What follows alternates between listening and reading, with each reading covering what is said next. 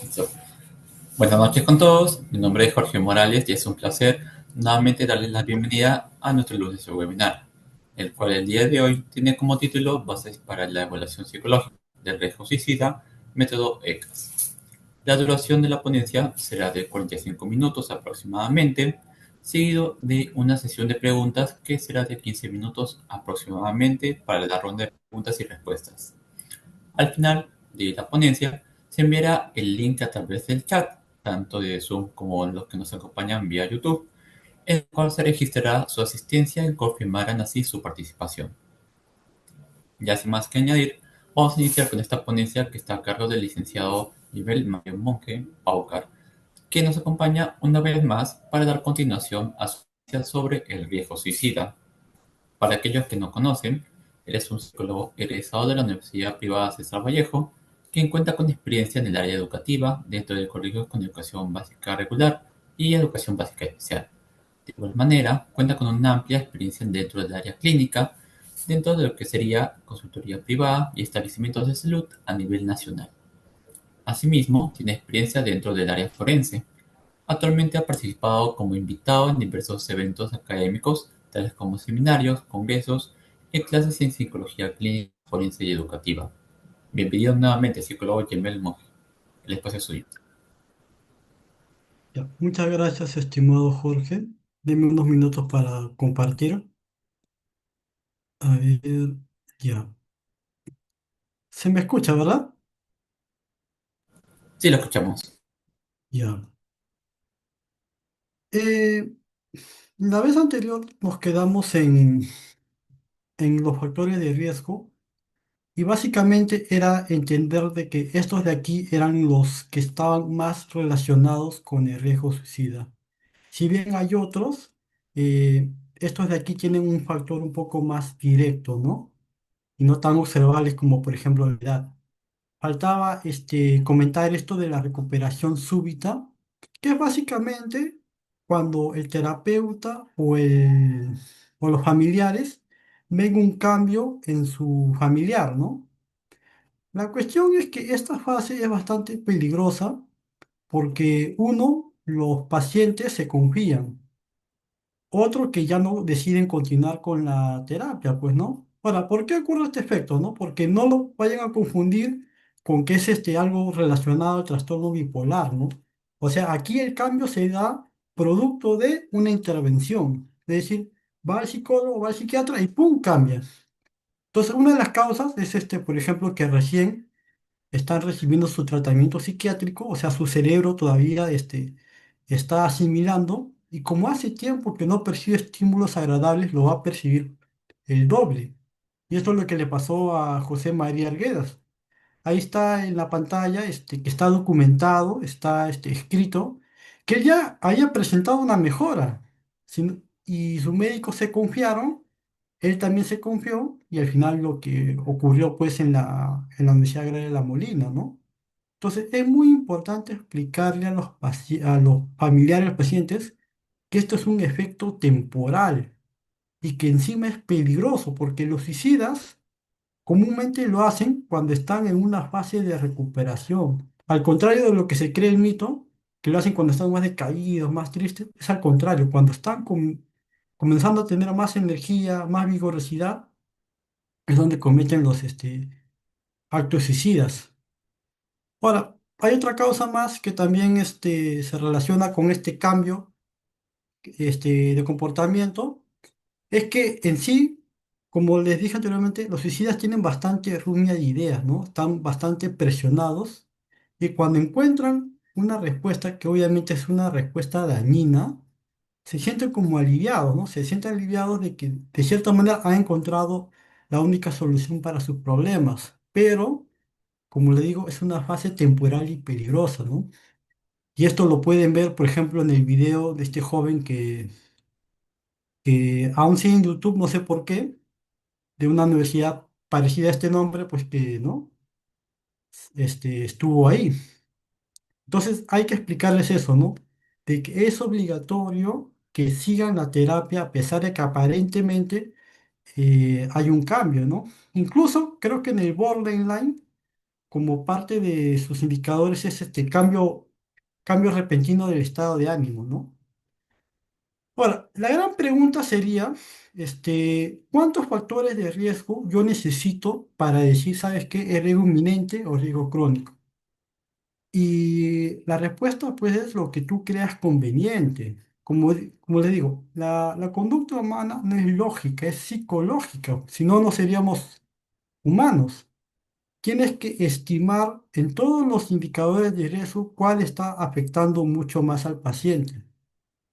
Pero igual el autor detalla de que hay tres factores de riesgo que si tú los encuentras juntos, independientemente si están estos de aquí, si tú encuentras estos tres factores de riesgo, ya es ya es un riesgo inminente, o sea, una hospitalización urgente. Porque te preguntarías, ¿qué pasa, por ejemplo, si ya el paciente tiene un intento de suicidio? Bueno, esta es la parte uno, ¿no? Si ya tiene un intento de suicidio, más un trastorno psicótico, más elementos suficientes, ya es un riesgo inmediato. Y aún así, el autor detalla de que si tú encuentras elementos suficientes para concluir que esta persona presenta una decisión rotunda de quitarse la vida, pues ya es riesgo inmediato, sea o no presente un antecedente de suicidio, ¿no? Porque a veces no hay intentos, ¿no? A veces solamente es uno y ahí quedó. Entonces es muy importante determinar cómo yo puedo concluir si este sujeto está decidido, pues, ¿no? A acabar con su vida. Ese es el tema de hoy, el método ECAS, que es la evaluación cronológica, ¿no? O sea, tiempo de acontecimientos suicidas. Entonces, recuerden algo. ¿Tú puedes aplicar pruebas para este tipo de casos? Sí, no hay problema, ¿no? Tú puedes aplicar Beck, tú puedes aplicar Zoom. La cuestión es que una entrevista lo que te permite es mejorar la alianza terapéutica. Dos, te permite reforzar lo poco que te revela el paciente, te permite alientarlo, ¿no? Que te pueda dar información sensible. Y tres, que también te ayuda a, a conocer las reacciones que tiene el paciente, ¿no? Ya vas conociendo su lenguaje corporal. Entonces, una prueba psicológica te puede dar ese tipo de información, pues muy difícil, ¿no? Entonces, es muy importante que conozcas técnicas de entrevista o que sepas manejar más o menos por dónde preguntar a un paciente que tenga este riesgo suicida. No todo vas a confiarte en la prueba. Entonces, para comenzar, eh, ¿qué técnicas de entrevistas, o sea, nombres de técnicas de entrevista conoces? O que hayas escuchado por ahí. A ver, vamos a tomarnos un par de minutos. ¿Qué nombre de técnicas de entrevista conoces? O que te hayan comentado por ahí. El embudo, ¿ya? Técnica del embudo. Ya, muy bien. ¿Qué otra técnica conocen?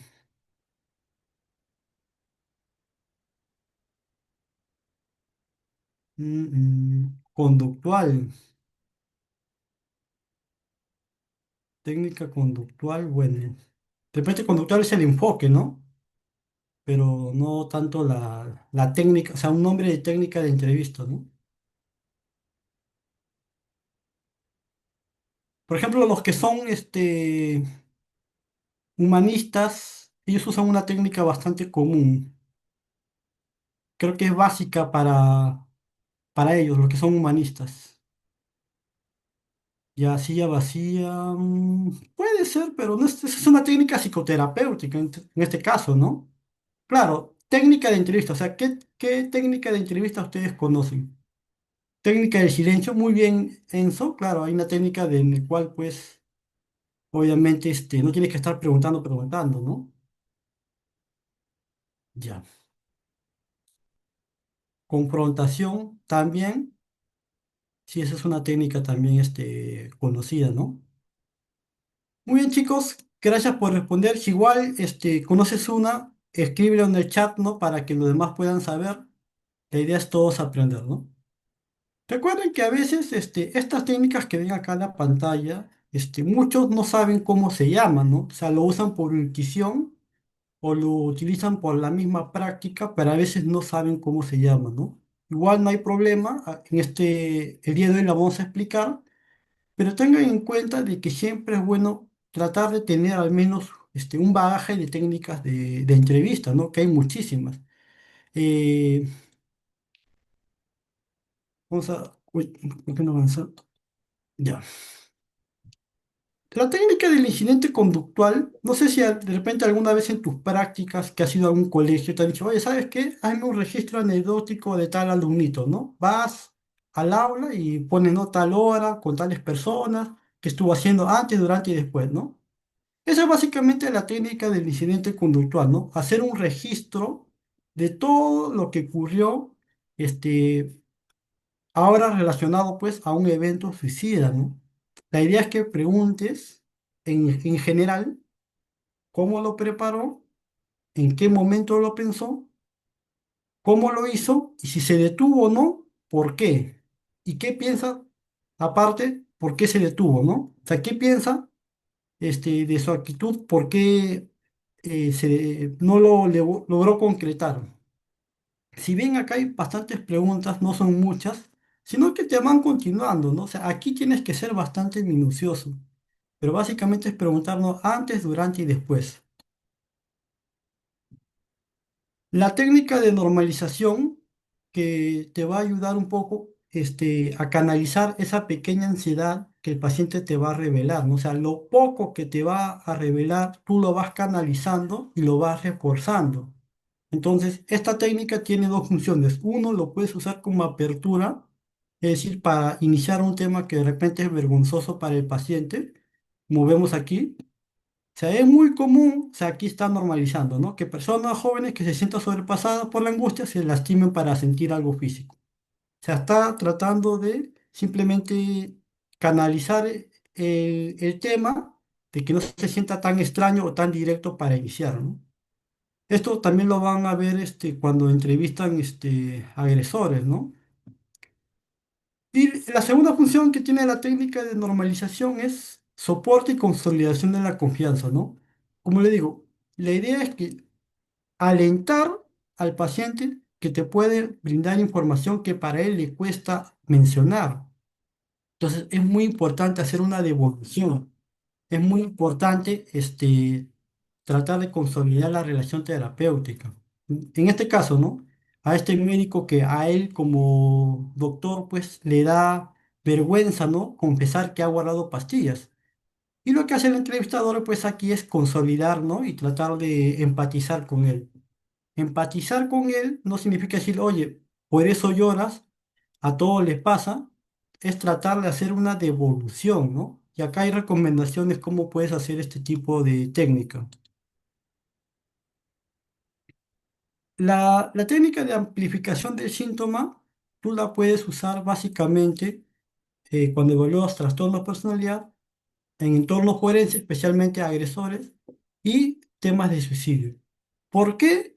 Porque este tipo de evaluados van a minimizar sus síntomas. ¿Qué van a decir? No mucho, poquito no más, no tanto, pocas veces, no me acuerdo. Entonces lo que tú vas a hacer es exagerar el síntoma para que el paciente te pueda corregir y obtener una información un poco más viable. Entonces, cuando escuchas que el paciente tiende a minimizar sus síntomas, puedes usar amplificación del síntoma. Si quieres, lo puedes usar aquí como ves en la pantalla con frecuencias o puedes usar un ejemplo más creativo, ¿no? La idea es exagerar el síntoma para que el paciente se pueda ver un poco confrontado y pueda corregirlo. La idea es tener bastante creatividad. Si tú, por ejemplo, dices, oye, ¿sabes qué? O sea, cada vez que discutes hay una cerveza esperándote. Entonces, la idea es tratar de exagerar. Si se ríe, mucho mejor, ¿no? Para que no esté tan ofensivo lo que preguntas. Ya, mucha atención a esta parte porque a esto lo vamos a ver más adelante. Como le dije, mientras más técnicas de entrevista conozcas, mucho mejor, ¿no? Mientras más domines, mucho mejor, porque tienes diferentes maneras de obtener información. pero también tienes que trabajar con las negativas.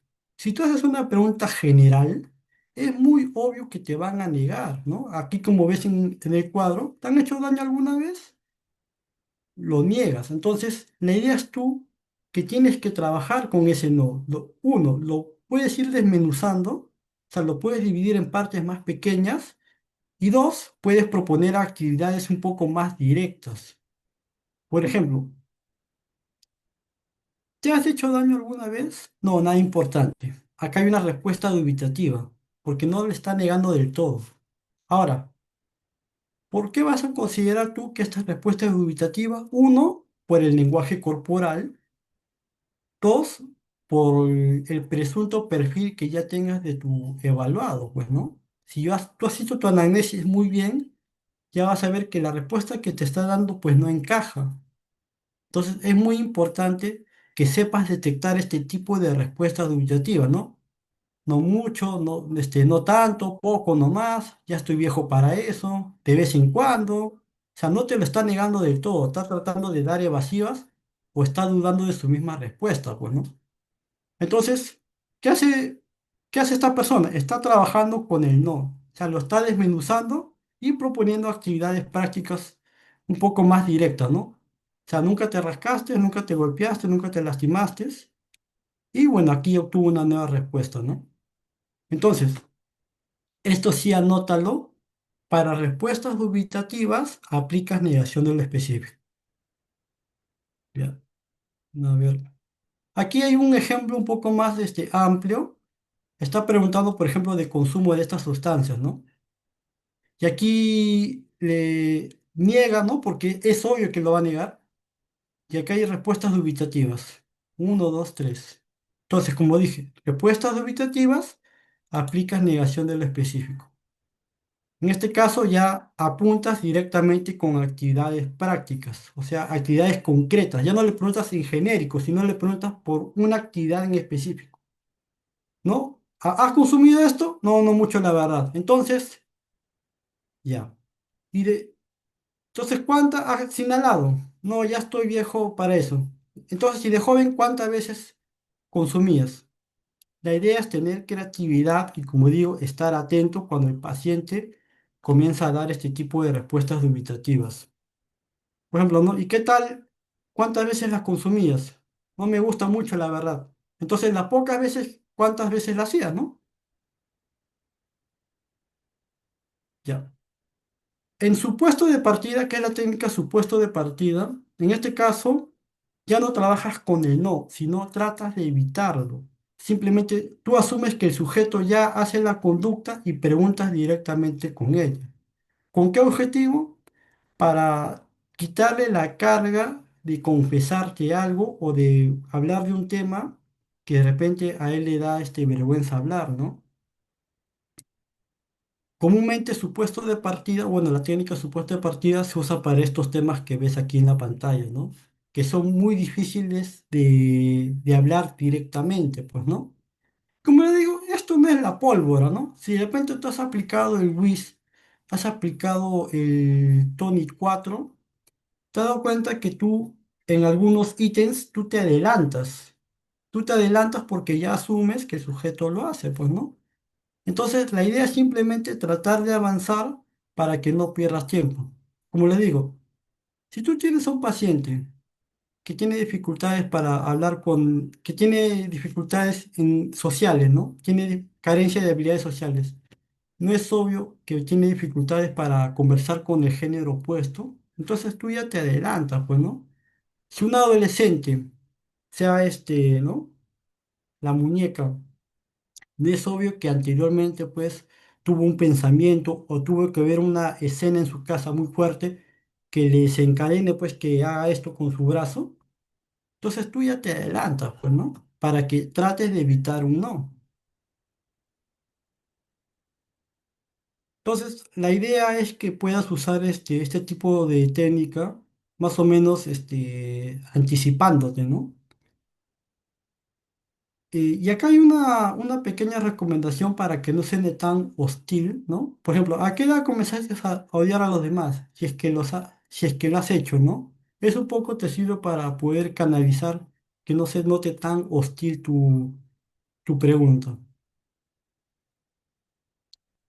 Entonces, acá hay un ejemplo, ¿no? Una vez fui al 12.º piso de mi departamento y vi lo alto que era, ¿no? Su puesto de partida, o sea, ¿qué otra forma has pensado para terminar con tu vida?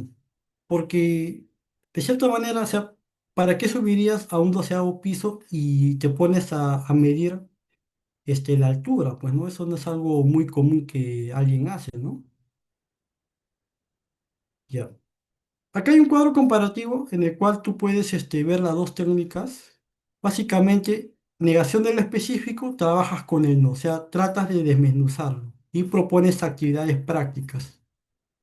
Y en su puesto de partida, tú te adelantas al sujeto y simplemente preguntas por la actividad directamente. Ya. Llegamos al método ECAS directamente o propiamente dicho. A ver, recuerden. Cuando tú hablas de suicidio es un tema bastante tabú, ¿no? O sea, mucho más si tú lo hablas con escolares, porque los padres piensan que si tú hablas de suicidio con su menor hijo, pues piensan que le estás induciendo, ¿no? Y eso es un mito bastante enorme. Y en sí hay bastantes causas por las cuales las personas pues no hablan del suicidio directamente, ¿no? Entonces, sabes que estás ante casos que te van a ocultar información. Por eso es muy importante estar muy, pero muy atento a qué, a las respuestas dubitativas y a los mensajes que te hagan intuir que hay desesperanza por parte del sujeto, ¿no? Entonces, primero, en primer lugar, tienes que controlar tu lenguaje corporal. Yo sé que muchos estamos de repente iniciando o de repente, no sé, no estás en un entorno clínico, estás en un entorno educativo, viene un escolar o una escolar y te comienza a contar, pues, ¿no? Que hace cooking con su muñeca, ¿no? Y yo he visto que hay colegas que como que se encogen, ¿no? Se perturban, cosas así. O sea, prácticamente se ponen a gesticular como si a ella les estuviera pasando o como si la escolar lo estuviera haciendo a su delante. Entonces, tienen que controlar su lenguaje corporal, ¿no? Yo no te digo que seas insensible, sino que contengas, pues, la calma, pues, ¿no? Entonces es muy importante, como le digo, capacitarte sobre el tema de suicidio, porque no solamente ocurre en entornos clínicos, también ocurre en entornos educativos. Y si no estás preparado, pues vas a brindarle un mensaje negativo a tu paciente, ¿no? O sea, imagínate tú, ponte en el lado de la escolar, estás contándole a tu psicóloga que has hecho esto con tu mano, y tu psicóloga, o sea, y yo le he visto, ¿no? Ha pasado. Segundo, si tienes alguna creencia religiosa, o eres coach motivacional, ¿no? Y tienes algún problema con el suicidio, pues trata de liberarte de esos prejuicios, ¿no? Si es que de repente para ti el tema del suicidio, no sé, te parece una debilidad o algo negativo, pues deriva, ¿no? No te hace más débil derivar, ¿no? Te hace más profesional, porque de cierta manera estás reconociendo que otra persona lo puede ayudar, ¿no? La idea es ayudar al paciente. Entonces, tienes que tener tus prejuicios de lado en este momento. Entonces, la idea es que tú puedas en todo momento estar al máximo, al máximo. Si has tenido bastantes pacientes, pues tómate un café, tómate 5 minutos, pero la idea es que estés muy atento al máximo, porque aquí los mensajes llegan de a pocos. Y esos pequeños mensajes a veces son muy difíciles de recordar. Entonces, si puedes, graba, ¿no? Con una videograbadora o con audio, pero tienes que estar atento y evitar las notas, porque sabes que en este proceso la información no es tan fluida como a veces te muestran los libros, ¿no? Acá hay un ejemplo, ¿no? De que a veces esto es lo que piensan los pacientes, ¿no? Ojo, aquí tienes que decir la palabra M y arte tal como suena. Porque si tú, por ejemplo, hablas en un tono ambiguo, como ves en este cuadro, pues te van a decir no. ¿Por qué? Porque se va a caer malinterpretaciones. Por ejemplo, ¿no? ¿Has pensado alguna vez en hacerte daño a ti misma? Y le dijo, y le dijo no. ¿Por qué esta persona le dijo no? Porque pensó que hacerse daño era darse atracones de comida. Entonces, ¿qué hubo aquí? Una falsa información. Entonces, tienes que decir la palabra directamente. Igual, la palabra soy y vio, igual la tienes que decir directamente, porque si no, la persona va a entender otro mensaje y te va a dar otra respuesta y se va a dar una contaminación en tu informe. Entonces, acá hay algunas maneras de cómo puedes modificar estas preguntas ambiguas. Y como les digo, hablar del suicidio no es que te induce. Si ya la persona tenía la idea antes que, antes que venga a consulta, entonces no es algo que, oye, sabes que tú hablas de esto y ya te conviertes, ¿no? Ese es un mito. El suicidio es un proceso que tiene bastante tiempo, pues, ¿no? Entonces es lo que vamos a ver. Ahora, ¿cómo yo puedo aplicar el ECAS? Lo hablo directamente. Tienes que encontrar una señal para que la conversación salga naturalmente. Es como una invitación, pero como les repito, tienes que tener bastante cuidado. De repente, ¿sabes qué, licenciado? Yo soy terapeuta TREC, yo soy terapeuta cognitivo-conductual. Yo sé debatir las creencias irracionales, ¿no? Bueno, eso lo haces en terapia. Ahorita estás en fase de evaluación. Entonces, por ejemplo, en esta conversación, acá hay una señal emocional. Te está diciendo, es demasiado para mí, o sea, hay un mensaje de desesperanza y encima, pues, hay un componente no verbal, ¿no? ¿Y qué hizo esta persona, ¿no? No estás pensando en suicidarte, ¿no? Cuidadito. Entonces, si tú cometes este error, es muy difícil que la persona te vuelva a dar otra señal emocional. Es como en un taller que tuve de terapia de parejas, ¿no? Decían, vamos a hablar del caso de una mujer que viene llorando todos los días a consulta por su pareja, ¿no? ¿Tú qué le dirías? Entonces uno decía, A, B, C, D, ¿no? De pronto una persona X le dijo, ¿no? ¿Sabes qué yo le diría? Oye, tú como mujer no puedes llorar, ahora estamos empoderadas, ¿cómo es que una mujer pueda llorar por un hombre? Entonces dijo, ah, chato, cálmate, ¿no? O sea, a decirle, oye, tú como mujer no puedes llorar, la estás descalificando. Entonces, ¿cómo esa persona te va a brindar su confianza si tú a la primera que ella te revela algo, tú la atacas, ¿no? Como le digo, nadie está libre de prejuicios. Nadie puede decir, oye, ¿sabes qué? Yo la primera vez voy a hacerlo perfecto, ¿no? Pero siempre es bueno tener conocimiento, siempre es bueno hacer una reflexión de cómo has hecho tu entrevista. Entonces hay que tener cuidado con estos mensajes de desaprobación. La idea es que tú puedas aplicar el ECAS en la segunda sesión o en la que consideras que hay involucramiento emocional, ¿no? Si tú consideras que es en la tercera, genial, ¿no?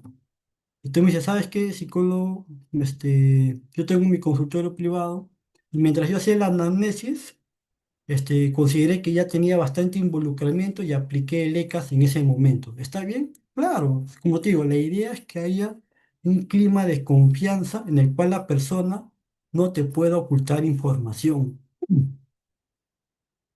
¿Qué otras técnicas puedes utilizar para crear este clima de confianza? Puedes utilizar videos, ¿no? Yo siempre, para temas así delicados, siempre uso videos, ¿no? Si bien estos dibujos son para niños, pues tocan temas fuertes, ¿no? Si tú has visto estas películas, pues son temas fuertes, ¿no? Aquí hay duelo, pérdida y despedida, ¿no? Entonces puedes decir, oye, ¿qué piensas de esto? ¿Tú crees que esto se relaciona con lo que te pasa contigo, ¿no? Hay muchísimas películas que puedes utilizar, ¿no? La idea, como te digo, es que sea como una invitación, que no sea algo directo. Ya si nada funciona, ya puedes utilizar frases ambiguas, como ves aquí. Solamente para iniciar, nada más. La idea es que al final puedes utilizar un lenguaje concreto. Este, puedes utilizar frases ambiguas o puedes hacer un recordaris de la sesión anterior, ¿no? Ya, si tú quieres usar, ¿sabes qué, licenciado? Yo soy gestal. quiero usar la silla vacía para iniciar, bueno, ¿no? La idea es que el paciente no vea incómodo cuando le haces este tipo de propuestas, ¿no? Tiene que salir de forma natural. Entonces, esta es la frase introductoria, o la consigna, como se dice técnicamente, y viene el lecas propiamente dicho, ¿no? Acontecimientos actuales, ¿a qué se refiere? Se refiere al último evento suicida o al gesto suicida, ¿no? Se vas a tratar de preguntar cómo ha sido el evento suicida por el cual viene a consulta.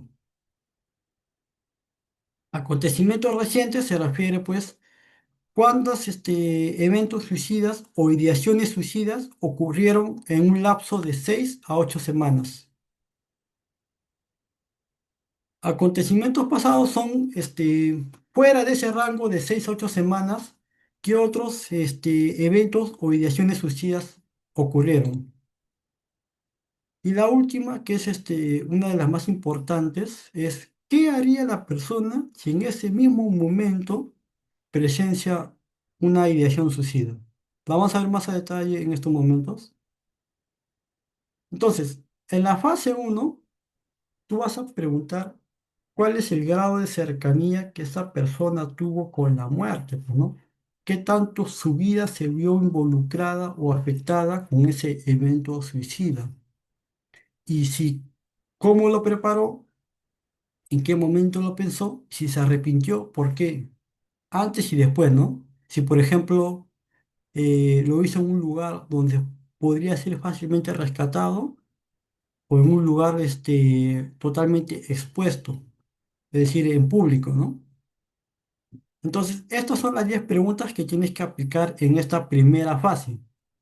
Y si te das cuenta, son preguntas que tú tienes que contestar en compañía del paciente. O sea, son preguntas totalmente objetivas. La parte subjetiva la vamos a ver en la fase 2. Pero esta es la fase uno. Tienes que hacerle estas preguntas en compañía con el paciente o lo puedes hacer con los familiares. La idea es que tengas un panorama concreto de todas las decisiones que se tomaron en ese evento suicida o en ese gesto suicida. Ahora, ¿hay maneras mucho más fáciles de aplicar estas 10 preguntas? Pues sí, ¿no? Puedes aplicar la técnica de incidente conductual, de repente para también darle un poco más de objetividad a tu informe. Como digo, la idea es analizar antes, durante y después, nada más. Si le puedes decir al paciente, ¿no? Vamos a hacer un pequeño video, ¿no? Una pequeña recreación mental de cómo ocurrió este evento que acabas de realizar, ¿no? Entonces, acá hay un ejemplo de cómo puedes iniciar, ¿no? Está el paciente, está el entrevistador, y aquí ya le pregunta por el tiempo, ¿no? Ayer en qué momento del día lo hiciste. Se está preguntando tiempo pasado, ¿ya? Acontecimientos recientes, como digo, tú tienes que hacer ahora en esta segunda fase una línea de tiempo. ¿De cuánto tiempo? Entre 6 a 8 semanas. 6 a 8 semanas, nada más. No te vas a salir de ese rango de tiempo. 6 a 8 semanas. Entonces vas a detallar durante ese tiempo cuántas ideaciones suicidas ha tenido en ese momento. Cuánto ha durado y hasta qué punto llegó. Y si se arrepintió, ¿por qué? Si no lo hizo, ¿por qué no lo hizo? Está claro esta parte, ¿no? Entre un rango de 6 a 8 semanas, cuántas ideaciones suicidas tuvo y si las hizo o no, ¿por qué?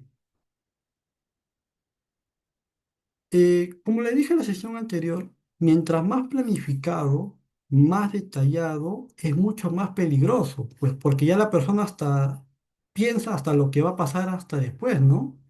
Entonces hay que tener en cuenta este tipo de información. Mientras más detallado, más preciso te brinden la información, es mucho más peligroso. Ya. Esta es la parte subjetiva. El autor detalla que tú tienes que tener esta guía, o bueno, esta estructura, ¿no? Que es básicamente el esqueleto. Vamos a explicarlo en detalle. Eh, en el primer cuadro tenemos aquí el primer plan de suicidio, que es el que tú has preguntado en la fase uno. Entonces, como es obvio, si ha tenido un incidente suicida o ha tenido un intento de suicidio, es obvio que antes hubo otro. Entonces, tú ya, ¿qué haces? Te adelantas. Por eso que tú aquí aplicas supuesto de partida. ¿Qué tipo de preguntas? ¿Qué otro método has utilizado para intentar acabar, ¿no? ¿O qué otros pensamientos has tenido? Entonces, la idea es que tú avances. Entonces, una vez que tú preguntas eso o persuades para que te dé información, vas a obtener un segundo plan de suicidio. Este segundo plan de suicidio, ¿ahora qué haces? Vas a aplicar incidente conductual, pero ya no lo vas a hacer tan detallado. Simplemente vas a preguntar dentro de un rango de 6 a 8 semanas, ¿cuántas veces ha aparecido una ideación suicida? Como en el caso de una paciente, ¿no? Una escolar, por ejemplo, ¿no? Ella, en qué momento, frecuencia, en qué momento lo pensaba? En las tardes, ¿no? Cada vez que su mamá llegaba de trabajar y se ponía a llorar, ella en ese momento es que se le ocurría una ideación suicida. ¿Por cuánto tiempo? Pues a veces decía ella toda la noche, ¿no? Toda la noche ella pensaba en esa ideación suicida. Intensidad, ¿hasta qué punto llegó ella? Eh, Ella lo que decía era que llegó incluso hasta a contemplar, ¿no? El vacío. ¿Por qué no lo hizo? Porque uno le daba miedo a la altura y dos, tenía miedo de dejar a su mamá sola, ¿no? Entonces preguntas, ¿cuánto tiempo? ¿Cuántas veces? ¿Y por qué no lo hizo? Entonces, una vez que acabas de aplicar la técnica de incidente conductual, nuevamente aplica su puesto de partida. Estas mismas preguntas de aquí, ¿qué otro método has utilizado? ¿Con qué otros pensamientos has tenido? Y nuevamente te va a salir un tercer plan de suicidio. Y a este tercer plan de suicidio aplicas incidente conductual. Como digo, ¿cuántas veces? ¿Por cuánto tiempo? ¿Y hasta qué punto llegaste, ¿no? Si lo hiciste o no, ¿por qué? Entonces, la idea o el esqueleto es que tú apliques supuesto de partida, incidente conductual. Supuesto de partida, incidente conductual. Las veces que sean necesarios. La gran pregunta es, ¿qué pasa si en un momento de la entrevista me dicen, ¿sabes qué? No recuerdo otra más. O sea, ¿qué te está dando? Una negación. Cuando son negaciones, tienes que analizar si es una respuesta dubitativa o tú realmente constatas de que es un no sincero, ¿no? Es decir, que ya has explorado adecuadamente todas las ideaciones suicidas. Entonces, cuando ya son respuestas dubitativas, ¿qué aplicas? Negación del específico. En este caso, tú ya no le vas a preguntar, oye, ¿has pensado en otra manera? Ya no. Le vas a preguntar por una actividad directa. Le vas a decir, oye, ¿y no se te ha ocurrido por ahí? Tal vez, no sé, ahorcarte. O, oye, ¿no se te ha ocurrido alguna vez ir a un lugar y, ¿no? Lanzarte? O sea, tú ya apuntas con una actividad directa. Ojo, para proponer actividades directas, tienes que tener en cuenta al paciente, ¿no? Si es una persona que, por ejemplo, ¿no? Descubres que no tiene auto, entonces no le vas a preguntar, oye, ¿no se te ha ocurrido manejar sin parar hasta llegar al mar? No le vas a preguntar eso porque obviamente te va a decir que no. Tienes que tener en cuenta también la edad y los factores psicosociales del paciente, ¿no? Entonces, una vez que propones actividades directas, o decir, oye, ¿no se te ha ocurrido ahorcarte? Oye, ¿no se te ha ocurrido ir a un sitio y lanzarte? Entonces, trabajas con la negativa, ¿no? Vas a tener un cuarto plan de suicidio. A ese cuarto plan de suicidio le vas a aplicar también incidente conductual, ¿no? Es decir, ¿cuántas veces pensaste en ese plan? ¿Por cuánto tiempo? ¿Y hasta qué punto llegaste? ¿Y por qué? Oye, ¿sabes qué? ¿No has pensado en alguna vez tomar veneno? Sí, le pensé un par de veces. ¿Y por qué no lo hiciste? Porque tenía miedo de que, ¿no? El ferretero, que es amigo de mi mamá, le cuente. Por eso no lo hice. Ah, ya, ¿no? Entonces estás preguntando hasta qué punto llegó y por qué no lo hizo. Entonces, la idea es tratar de descartar todas las actividades posibles hasta que estés seguro pues de que ya no hay más y haces tus conclusiones. Pero como te digo, aquí no te tienes que quedar con la duda. Si tú te quedas con la duda, pues estás tratando de quitar información. Entonces la idea es que tú seas bastante minucioso. Ahora, alguien me puede decir, oye, ¿y puedo aplicar, aparte de supuesto de partida, incidente conductual y negación del específico, ¿puedo utilizar otra técnica más? Sí, pero van a ser complementos a una de estas tres, ¿no? Por ejemplo, hay una técnica llamada bomba del tiempo. La técnica bomba del tiempo se trata de decir, oye, ¿sabes qué? En 20 segundos me vas a decir todos tus problemas que has presentado, ¿no? Entonces, puedes aplicar esa técnica también, aunque no es recomendable. Aquí hay un ejemplo en la pantalla, como ves, ya un poco más redactado, ¿no? Ya en la práctica. ¿Cuánto tiempo llevas pensando en suicidarte? ¿Esto qué es? Supuesto de partida, ¿no? O sea, tú ya te adelantas. ¿Desde hace cuánto estás empezando a guardar pastillas? ¿Eso qué es? Incidente conductual, ¿no? Estás preguntando por tiempo. La idea, como te digo, es entre 6 a 8 semanas, no más. 6 a 8 semanas. Ahora, yo me puedo decir, y si ocurrió antes de esas 6 8 semanas, entonces eso es parte ya de la tercera fase, o bueno, del paso 3. Aquí sí ya le puedes preguntar si ha tenido, por ejemplo, algún incidente suicida o algún pensamiento suicida, por ejemplo, en su infancia, ¿no? Oye, cuando estabas en el colegio, ¿no se te ocurrió, de repente suicidarte, ¿no? ¿O no se te ocurrió alguna idea suicida cuando ingresaste a la universidad? Entonces, aquí ya preguntas fuera de ese rango entre 6 a 8 semanas.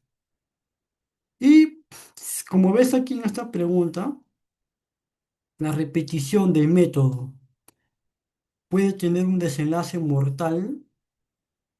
O sea, aquí te das cuenta que es complemento de la fase 2. Entonces tienes que tú responder esto ya de forma objetiva, ¿no? A veces esta fase de aquí, la fase 3 ocurre cuando tú estás haciendo la anamnesis, ¿no? Porque la anamnesis es obviamente una entrevista biográfica.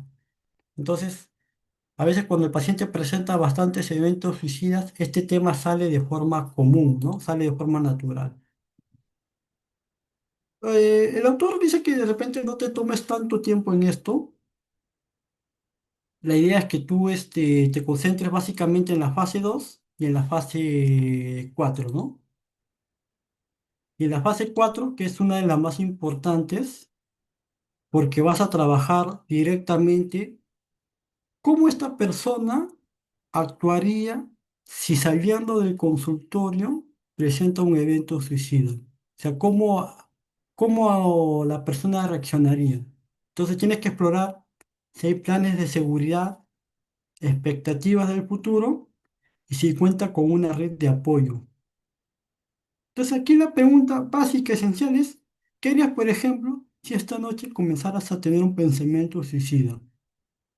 Entonces la persona te va a decir, no, no sé, de verdad que doctor, que si me da esta noche ya no paso, ¿no? Ajá. No, ¿sabes qué, doctor? Si me da otro día, saliendo del consultorio, pues ahora que he venido a su consulta voy a avisarle a mis familiares, ¿no? Ajá, son dos tipos de respuestas. Entonces tienes que estar seguro qué tanta importancia le da a su seguridad personal o no. Se me pasó. ¿Qué pasó? Entonces, estas son las preguntas que tienes que aplicar, ¿no? Probabilidad de la ideación suicida, decir, oye, ¿en qué momento del día es donde se te ocurre más ideas suicidas, ¿no? O de repente, no sé, ¿sabes qué? Es cuando tú revisas el celular, ¿no? Cuando revisas tus redes sociales, es ahí donde se te ocurre. La idea es tratar de detectar en qué momento del día se le presenta, ¿no? ¿Y por qué cuando tú se te presenta? no lo cometes, ¿no? O sea, ¿qué es lo que te hace a ti detenerte? No, ¿sabes qué, doctor? Bueno, en mi casa no lo haría porque realmente sería un dolor para mi familia, ¿no? Entonces, la idea es que respondas estos 5 puntos que están aquí con, con las preguntas de aquí, ¿no? Eh, entonces, como te dije en la sesión anterior, el paciente nunca abiertamente te dice, ¿sabes qué, doctor? Yo quiero, ¿no? Acabar con mi vida. No te lo va a decir directamente, pero la idea es que tú detectes esto. Si no tiene redes de apoyos, si vive en un entorno inestable, si tiene antecedentes graves o percibe su vida como salida. Yo tuve el caso de una adolescente que ella vivía con mamá y papá, ojo, ¿ah? Mamá y papá y hermano. Pero ella cada vez que, ¿no? Hacía esto con su gilet de su papá, los papás decían, oye, ¿sabes qué? Darle soporte emocional a su hija, ¿no? ¡Pum! Era como un sonido de campana y se agarraban a discutir los dos, ¿no? Estaba mamá, papá ahí, pero no hay una red de apoyo. O sea, en vez de consolar a su hija, no sé, llevarla de emergencia, era como si era un ring de batalla y entre ellos dos se agarraban a discutir. Entonces, inestable, pues totalmente esas discusiones que ellos tenían, pues no eran para nada calmadas, pues, ¿no? Antecedentes graves, pues sí, ¿no? Esta paciente incluso lo hizo en el recreo. Entonces es muy importante, como digo, con estas preguntas de aquí, descartar esto, ¿no? Entonces acá viene la gran pregunta. Doctor, ¿y en qué momento pregunto a los familiares? ¿O en qué momento le informo a los familiares? ¿O qué tengo que hacer con la familia? Ojo, si tú recibes un caso de presunto suicidio, tienes que protegerte, tienes que hacer documentos, porque cuando ocurre, ¿no? Y que comúnmente ocurre cuando están en la recuperación súbita, ¿no? Oye, pero si estaba bien, ¿por qué hizo eso con su vida, ¿no? No, culpa del doctor. Tienes que hacer un contrato de contingencias o un contrato conductual, si de repente se hace conocido, ¿no? En el cual cada persona deja su huella aclarando, pues, ¿no? Todos los puntos de vista que has visto en la consulta. Hay diferentes modelos, no hay problema. La idea que tú al menos constates que la familia ha sido informada, uno, de que sí o sí, durante los próximos días tiene que recibir tratamiento psicológico o psiquiátrico. Y sobre todo, este, qué planes tienen referente a las ideaciones suicidas. El MINSA, por ejemplo, tiene una guía de qué hacer cuando la persona presenta una ideación suicida. Y eso también le tienes que preguntar al paciente. Oye, ¿con quién cuentas si esta noche presentas una ideación suicida? Entonces la idea es eso, preguntar qué planes de contingencia tienen y si la familia colabora o no. Y eso plasmarlo en el documento. ¿Para qué?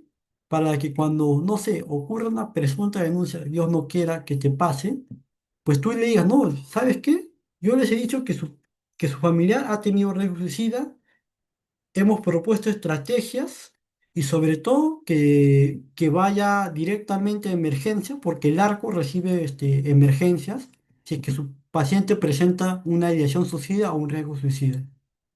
Entonces no te van a atacar por negligencia, ¿no? Igual siempre es bueno asesorarte con un abogado, ¿no? Con algún familiar o con un contacto, ¿no? Bueno, son planes que tienes que hacer con... Eh, esto no es parte del ECAS, igual como les digo, no es malo tener información, pero así como hay factores de riesgo, también hay factores protectores, ¿no? Entonces también decir, oye, ¿cuenta o no cuenta con esos factores protectores? Y las preguntas que le puedes hacer a los familiares son estas. Es muy importante. que apenas acabes el motivo de consulta, la anamnesis, primero comiences con los familiares, ¿no? Primero comienzas con los familiares, después haces la anamnesis o después haces aplicas el ECAS. ¿Para qué? ¿Para qué hago esto, doctor? Uno, para que tengas información cómo contrastar, ¿no? Para que a ti te dé sustento, decir, oye, yo dudo de esta respuesta porque los familiares me han comentado esto de ti, ¿no? Obviamente no le vas a decir, oye, tu mamá, tu papá me han dicho esto, ¿no?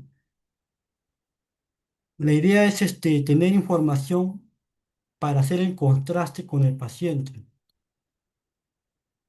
Entonces, una vez que acabas el ECAS, acá hay cuatro conclusiones, ¿no? Moderado, alto, muy alto. Entonces, como te digo, el ECAS evalúa por cuánto tiempo la persona ha presentado ideaciones suicidas. O sea, cómo ha sido durante 8 semanas, cuánto tiempo ha presentado estos eventos y por qué se ha detenido. Ese es básicamente el objetivo del ECAS, hacer una línea cronológica de todos los eventos suicidios, pero a detalle. Eso, por ejemplo, como te digo, no te lo va a dar una prueba psicológica, ¿no? Porque a veces, como te digo, hay información que las pruebas pues no van a detallar. Y sobre todo, pues, que la minuciosidad depende mucho de cuántas estrategias o cuánta empatía tú puedas presentar con ese paciente, ¿no? Y estas son las cuatro conclusiones. Ahora, ¿cómo hago un informe? Acá hay un ejemplo de informe. Obviamente que acá arriba pues están los datos de filiación, ¿no? Nombre, edad, grado, ¿no? Familiares. Y estos son los 4 puntos, ¿no? Ideación suicida actual, o sea, reciente, pasado o biográfico, y la ideación suicida potencial futuro, o sea, cómo la persona reaccionaría si es que presenta una ideación suicida en ese momento. Los factores de riesgo que lo hemos visto en la sesión anterior. Y bueno, estas serían las conclusiones, ¿no? Eso es lo que tú vas a copiar y pegar en tu consolidado, ¿no? O si no, ya pues puedes hacer también un informe único de LECAS. Pero si tú vas a hacer una evaluación completa con pruebas, ¿no? Pruebas psicométricas, proyectivas, pues esto es lo que vas a copiar en tu consolidado. Bueno, hasta aquí, ¿alguna pregunta, alguna duda? Eso sería todo. He avanzado bastante porque tampoco ya no quiero hacer una tercera sesión. Pero básicamente es esto, ¿no? ¿Tienen alguna pregunta, alguna duda? Sí, sí, las diapositivas les van a dar a ustedes, ¿no? No, no hay problemas. Tienen que pues, registrarse, ¿no? En el link de inscripción. Perfecto. Listo. Nuevamente damos las gracias al ponente Jimel Monge por nuevamente continuar con la ponencia que previamente ya habíamos iniciado en un anterior lunes webinar. Como bien indicó, ya estaríamos dando paso a la sesión de preguntas, de las cuales a través del chat de Zoom o puede levantar su mano para poder participar dentro de esta sesión de lunes de webinar. Claro, igual si desean un poco apoyarme, tengo una página de Instagram en la cual es este nombre de aquí, ¿no? Y también mi número de WhatsApp si deseas algún contacto, ¿no? Y también me pueden encontrar en el FEPSI, ¿no? Yo soy parte también del FEPSI. Si tienes alguna duda, pregunta, sería bueno hacerla. No hay problema.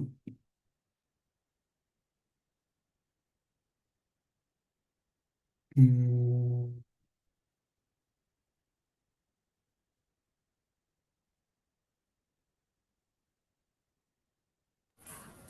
Igualmente, para que nos lleguen en YouTube, pueden hacerle sus preguntas a través del chat de la transmisión y nosotros le haremos llegar al ponente.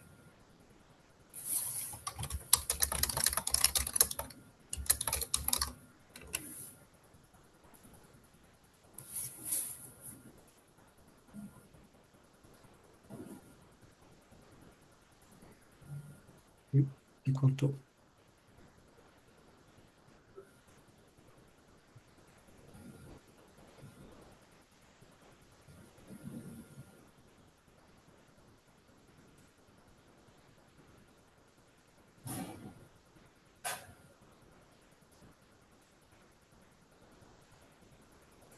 Mm,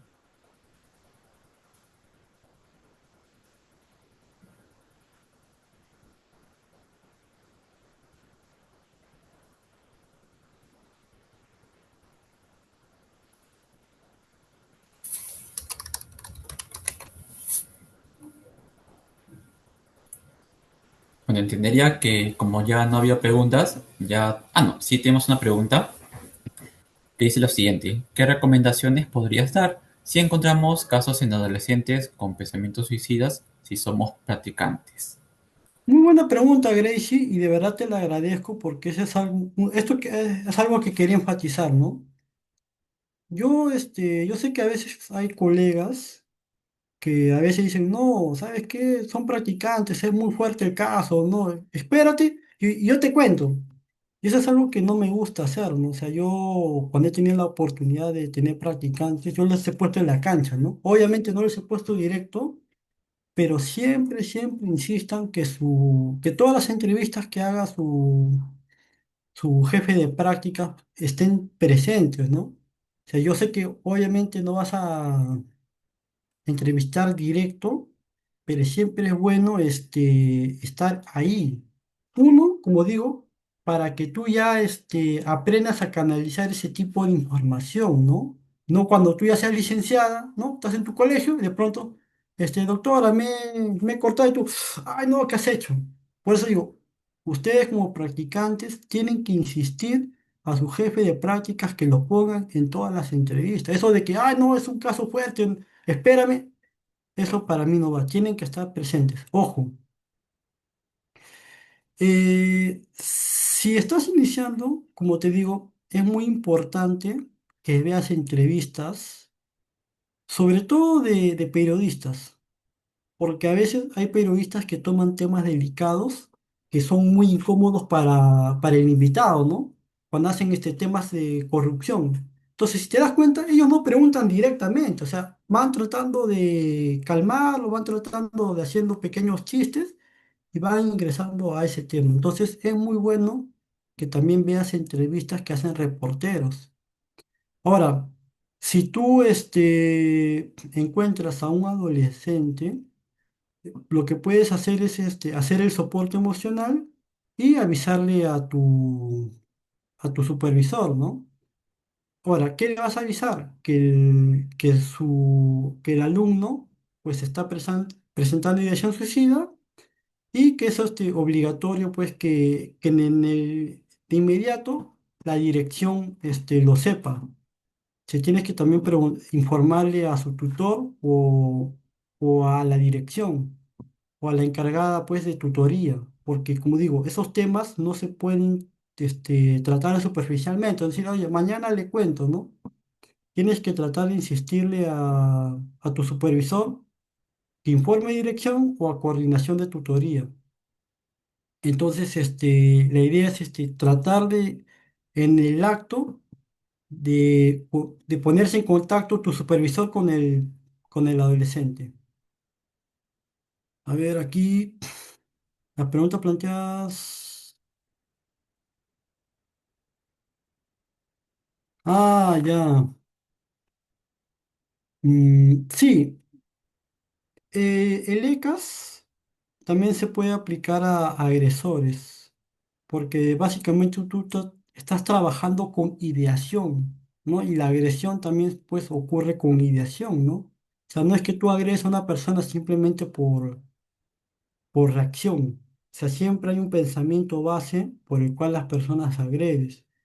Y el ECAS también se utiliza para agresores, pero no te lo recomiendo usar porque básicamente los agresores siempre minimizan, ¿no?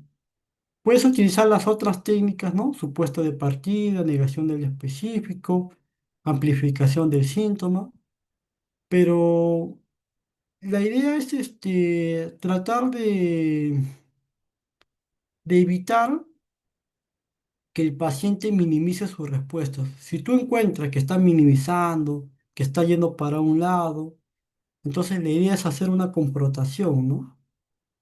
Hay entrevistas para eso también, pues, ¿no? Hay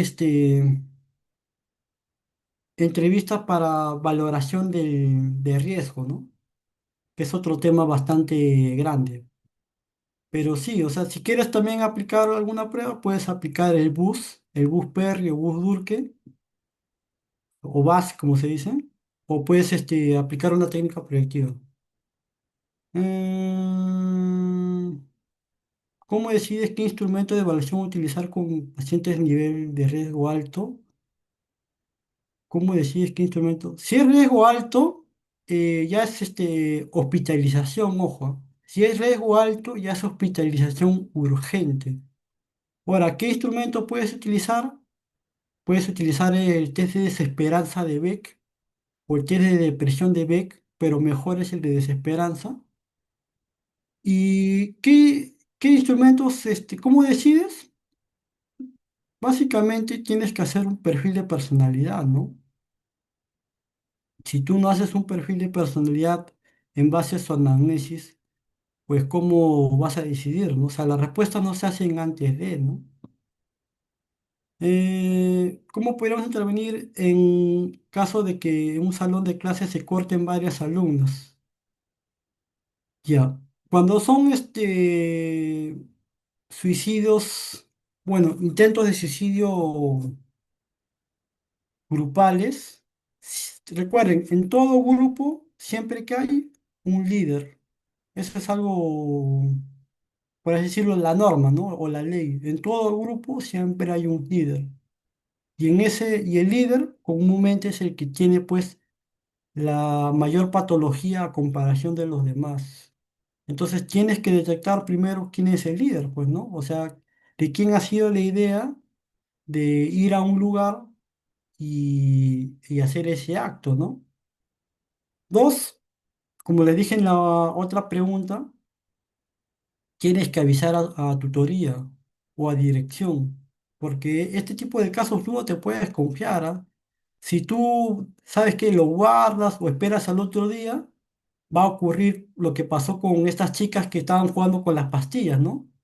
Que decían cuánto tiempo aguantas, si resistes el sueño. Entonces, tiene que ser en el acto. O sea, ahora que hay WhatsApp, hay redes sociales, ¿no? Mínimo, pues tienes que tener el número al menos de tu supervisor o de tu director. Entonces, tienes que avisar en el acto, ¿no? Ya después, regularizas con los documentos, ¿no? Pero tienes que avisar en el acto. Y obviamente las citaciones correspondientes y sugerir pues que vayan a la posta médica de su zona para que puedan ser atendidas, ¿no? Pero porque son varios casos, ¿no? O sea, no vas a tomarte el tiempo de por una de evaluar. O sea, lo mucho tú podrás intervenir pues a la líder, ¿no? Pero a las otras tienes que sugerir en el acto que las lleven a la posta de salud. Eh, ¿Qué se debe hacer cuando la red de apoyo no colabora con...? Esa es una pregunta bastante amplia, la que nos hace Oscar, y también depende mucho del caso, ¿no? Si es una escolar, el segundo ente encargado de la alumna, pues es el director, ¿no? Es puedes decirlo, el segundo nivel de respuesta. O sea, si tú has hablado con los padres y ellos han hecho caso omiso, pues tienes que informarle al director para que él haga la documentación correspondiente para que puedan venir otras instancias a obligar al padre a llevar a su hija a terapia, pues, ¿no? Ahora, si tú ves que no cuenta con una red de apoyo, pues tienes que tratar de indagar alguna amistad o alguien para que lo puedan llevar a hospitalizar. Porque definitivamente si no cuentas con una red de apoyo, pues es muy probable que vayas a cometer este suicidio, ¿no? Entonces, la idea es que si puedes contactar, no sé, alguna amistad o alguien para que lo pueda llevar a hospitalizar, ¿no? Ya si tu institución cuenta con internamiento, pues mucho mejor, ¿no? Pero sí es importante contar con una red de apoyo. Mm, mm, mm, mm, mm. Tengo a cargo. alumnas que suelen cortarse muchas las muñecas, son casos frecuentes, muchos hacen retos. Sí, o sea, el tema del cutting es un tema muy frecuente y sobre todo que a veces dicen, no, eso es tema de los clínicos, ¿no? O eso es tema de los que se van a dedicar a trabajar en postas. Pero en sí es un tema que se presenta en todos lados, ¿no? Hasta en universitarios. Entonces, el tema del cutting tiene bastante que ver con el soporte emocional, tiene que ver con coordinación de tutoría, tiene que ver mucho con que tú insistas al padre de familia que lo lleve y sobre todo hacer el monitoreo. Pero siempre tienes que aclarar cuánto tiempo lleva pensando esta persona en hacer este tipo de actos. Entonces la idea es que puedas, por ejemplo, tratar de aplicar técnicas cognitivo-conductuales, ¿no? El trabajo es bastante grande, pero tienes que iniciar por algo, o sea, no puedes también caer en el pesimismo, ¿no? Y si tú ya sospechas que es un riesgo alto, puedes hacer tu contrato conductual, ¿no? En el cual tú has informado al padre que es un riesgo alto y qué implica eso, pues, ¿no? Que ya en cualquier momento lo va a hacer. Porque a veces ocurre que están en el colegio y tú te lo guardas y lo hizo en casa, ¿no? Y te vas a decir, oye, ¿qué hizo el psicólogo? No, acá está mi documento. Yo le he informado al padre de familia qué implica un riesgo alto y qué tenía que hacer en el acto. O sea, yo no lo voy a llevar, lo tiene que hacer el padre, ¿no? Cada uno tiene su responsabilidad tampoco, ¿no? O sea, no somos salvadores del mundo, ¿no? Ya, lo que dice su compañero Daniel Medina, que oculta información a través de mentiras, ¿no? Eh, Básicamente, uno son los suspiros, o sea, ¿no? Y cuando tú cambias de tema, como que parece que ya se sienten un poco más aliviados, ¿no? Dos, las miradas bajas, o sea que como que no quiere hacer contacto visual. Tres, que no habla tan fluido del tema, ¿no? O sea, como que le cuesta verbalizarlo. O sea, tienes que también estar pendiente de eso, o sea, si le cuesta o no verbalizarlo. Y, y cuarto, explorar si hay problemas de insomnio, porque eso también, obviamente no lo va a relacionar con el evento suicida, pero estas personas por la misma ideación, pues a veces no pueden dormir, entonces es muy importante explorar el insomnio. Los medicamentos. Eh, Creo que en la sesión anterior les comenté, pues, ¿no? De que a veces los familiares, cuando ya ven a a su hijo, hermana, que ya se aparentemente curó, pues le quitan los medicamentos. O sea, el psiquiatra no te recomienda una dosis porque está adivinando o porque es lo que él cree, ¿no? O sea, él te da una dosis para un presunto resultado, ¿no? Eso ya es tema de los psiquiatras. Pero tú tienes que informarle a los padres que dice o no que ya puedes consumir o no medicamentos, pues es el psiquiatra. No, porque yo ya veo a mi hija tranquila, ya le retiro la medicación. Entonces, la medicación tiene que ser bastante estricta. Yo me acuerdo en otro caso de una pareja, ¿no? Una pareja, la esposa había sufrido un aborto, ¿no? Un aborto. Y el psiquiatra obviamente le dio medicamentos y la señora, ¿no? Por el mismo dolor, por la misma perturbación que tenía, pues no había consumido ningún medicamento. El señor me reclamó, ¿no?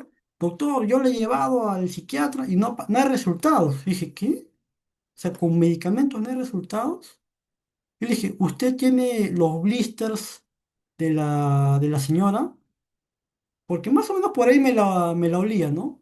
Sí, sí, acá estaban en mi moto. Las trajo y los blisters estaban enteritos, enteritos. Entonces, no había consumido nada. O sea, ¿cuánto tiempo había pasado? 3 meses sin consumir ninguna pastilla, ¿no? Ya la señora estaba en un estado, pues, fuerte, ¿no? Entonces, es muy importante que cuando estén bajo medicación sea bastante estricta, ¿no? Que no le gusta, que mañana, que muchas pastillas. O sea, si el doctor te da una dosis, es porque es una dosis que no le va a hacer daño ni a su estómago, pues, ¿no? Entonces, esa es la importancia. Tiene que ser un ritmo bastante estricto. Ok, ya no hay más preguntas. Perfecto. Bueno, ya con eso estaríamos acabando el webinar del día de hoy. Nuevamente daré el agradecimiento al psicólogo Jamel Paucar por compartir sus valiosos conocimientos una vez más, ya terminando con el tema de riesgo de suicida. De igual manera, agradecemos a cada uno de los participantes por su grata presencia y las preguntas que han podido realizar, de lo cual ya estaremos pasando al tema de la asistencia.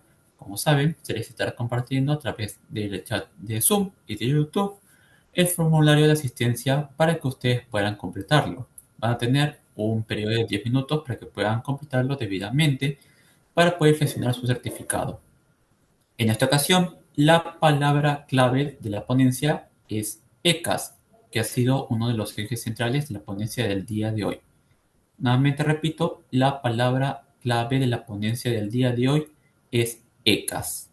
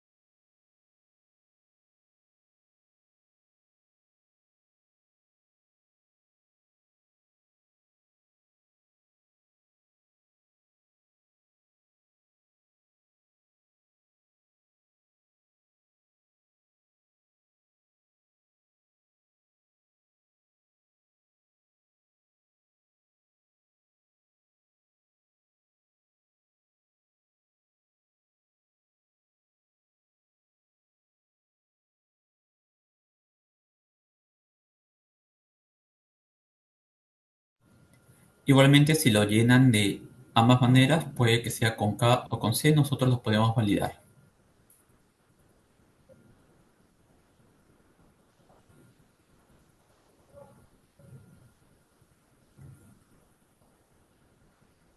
Nuevamente repetimos que la palabra clave es ECAS.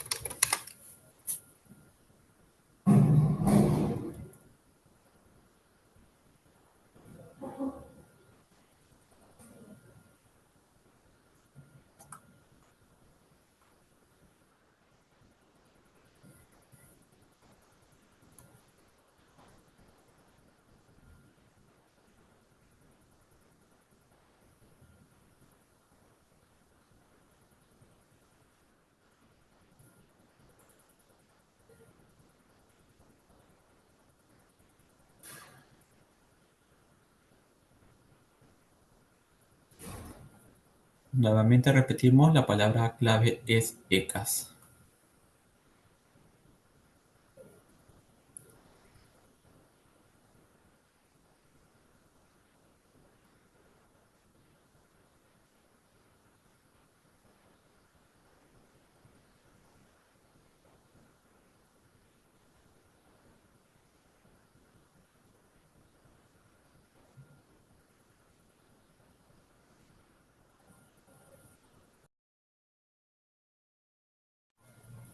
El certificado lo estaremos compartiendo en los grupos del lunes de webinar por vía WhatsApp.